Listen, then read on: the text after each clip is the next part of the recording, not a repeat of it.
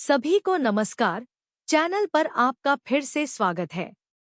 आज हम सबसे ज्यादा पूछे जाने वाले विषयों में से एक पर बात करने जा रहे हैं।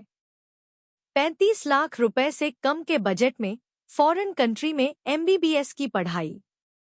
और हाँ, हम ये भी बताएंगे कि कौन सी कंट्री सबसे अच्छी है, वहाँ रहने का खर्च कितना है, क्या आप पढ़ाई के दौरान काम कर सकते हैं कि नहीं। अब जब फॉरेन में एमबीबीएस की पढ़ाई की बात आती है, तो हर किसी के लिए कोई एक सर्वश्रेष्ठ कंट्री नहीं होती। ये वास्तव में आपके बजट, आपके लॉन्ग टर्म गोल्स और 5 से 6 साल फॉरेन कंट्री में रहने में आपकी सहजता पर निर्भर करता है।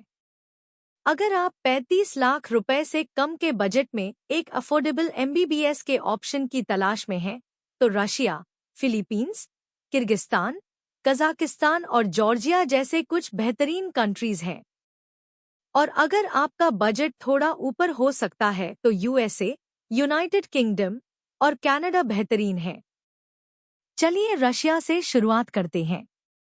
रशिया शायद इंडियन स्टूडेंट्स के बीच सबसे पॉपुलर माना जाता है। उनके ज्यादातर एमबीबीएस प्रोग्राम पूरी तरह से इंग्लिश में पढ़ाए जाते हैं और ट्यूशन फी लगभग 3 से 4 लाख रुपए प्रति वर्ष के बीच हो सकती है। रहने का खर्च भी काफी कम है, लगभग 15 से 20 हजार रुपए प्रति महीने।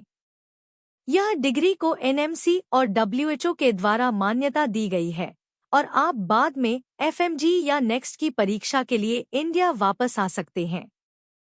इसके बाद फिलीपींस की बात करते हैं।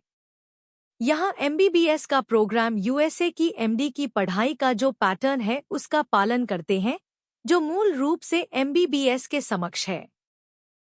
कुल कोर्स की ट्यूशन फी लगभग 6 लाख सालाना हो सकती है और कुल लागत लगभग 25 से 30 लाख रुपए के बीच हो सकती है।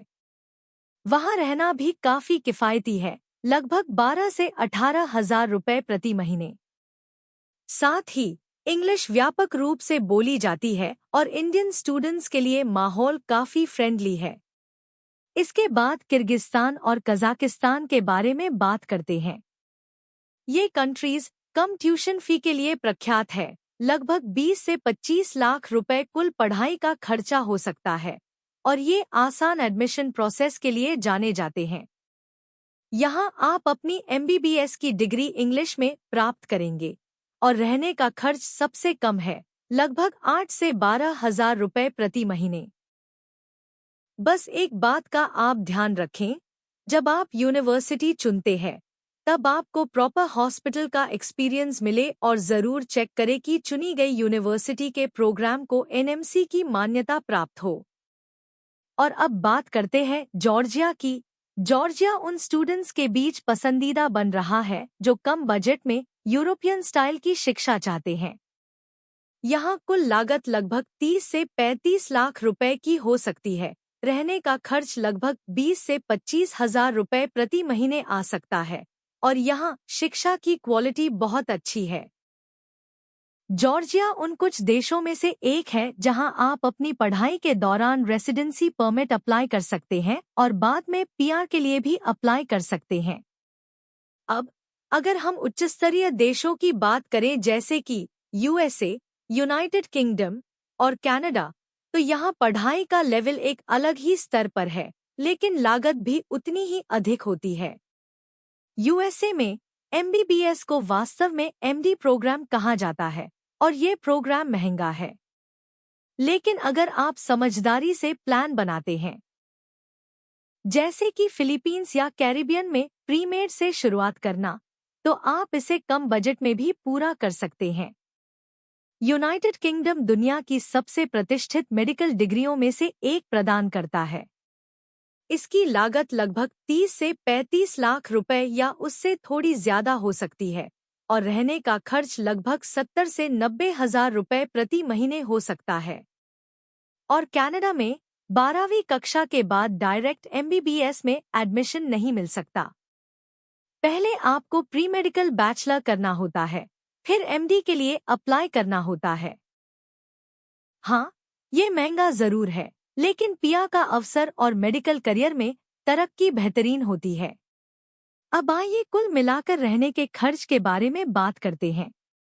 रशिया, किर्गिस्तान और कजाकिस्तान जैसे देशों में यह बहुत अफोर्डेबल है, लगभग 8 से 20,000 रुपए प्रति महीने। फिलीपींस और जॉर्जिया में लगभग 15 से 25,000 रुपए। और यूके, कनाडा या यूएसए जैसे देशों में यह खर्च आपके रहने की जगह के आधार पर आसानी से 70,000 से 1 लाख रुपए प्रति महीने तक पहुंच सकता है।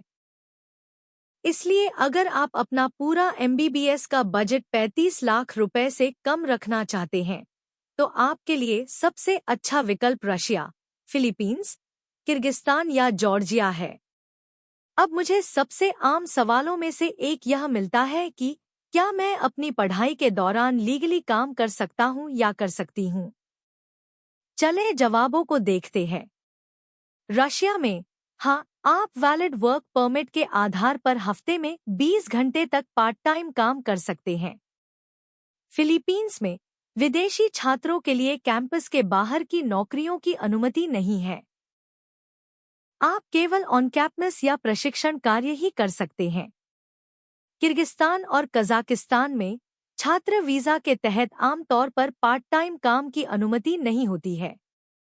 जॉर्जिया में हाँ, रेसिडेंस परमिट मिलने के बाद आप लीगली हफ्ते में लगभग 20 से 30 घंटे काम कर सकते हैं।